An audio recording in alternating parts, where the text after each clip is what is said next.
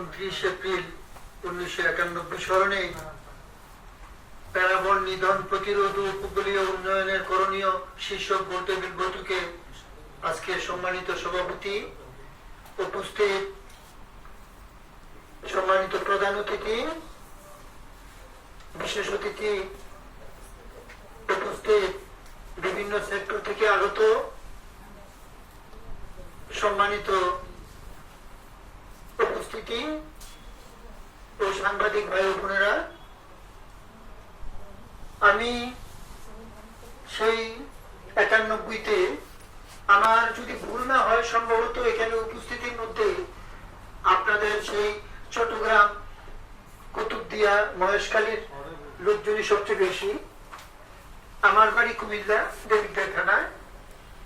আমি ওই সময়ে যখন আমরা এই পরিস্থিতি আমরা পেপার কাটিং এ দেখতে পাই, তখন আমাদের দেবিদ্বারে আমরা প্রথম বোর্ড বসিয়ে আমরা প্রতিদিনের পেপার কাটিং করি, এগুলি আমরা প্রদর্শন করি এবং সাহায্যের জন্য আমরা সকলকে উন্মুক্ত আহ্বান জানাই, যে যা কিছু পারে টাকা, শুকনা খাবার এবং কাপড় এগুলি আমরা সংগ্রহ করি এবং সংগ্রহ করে আমরা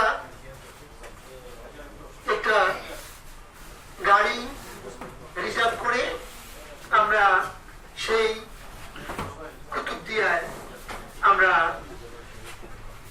গাড়ি রিজার্ভ করে যাই।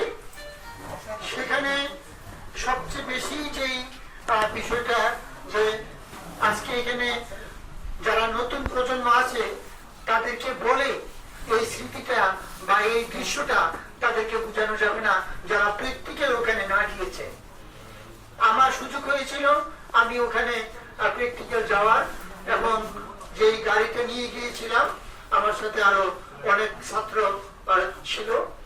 সবচেয়ে ভয়াবহ করুণ দৃশ্য ছিল যে যেদিক দিয়ে গাড়ি যাচ্ছিল সবচেয়ে উচ্চ জায়গা, যেটা ওই সময়ের মধ্যে উচ্চ জায়গা যেটা ছিল সেটাই ছিল গাড়ি চলার জন্য, কিন্তু সেই উচ্চ জায়গাটাই ছিল মানুষের লাশের কবর। এর চেয়ে নিচু জায়গাগুলি তো মানে গাড়ি চলার মতো কোনো উপযোগী নাই। যেখানে জমির আইন পাওয়া গেছে সেখানে তো লাশগুলিকে দাফন করা হয়েছে।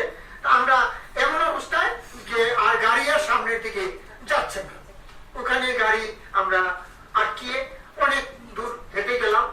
তারপরে আমাদের গাড়িতে যে সমস্ত মালামালগুলি আমরা ছিল সেগুলি আমরা ওখানকার স্থানীয় কিছু লোকজন আমাদেরকে সহযোগিতা করলেন। আমরা অজস্র কাপড় নিয়ে গিয়েছিলাম, কাপড় এবং শুকনা খাবার এগুলি বিতরণ করে আমরা সেখান থেকে আসি। খুব মানে কি বলবো, সেটা আমরা আরেকবার বলছি যে সেটা চোখে না দেখলে সেটা বিশ্বাস করা যাবে না।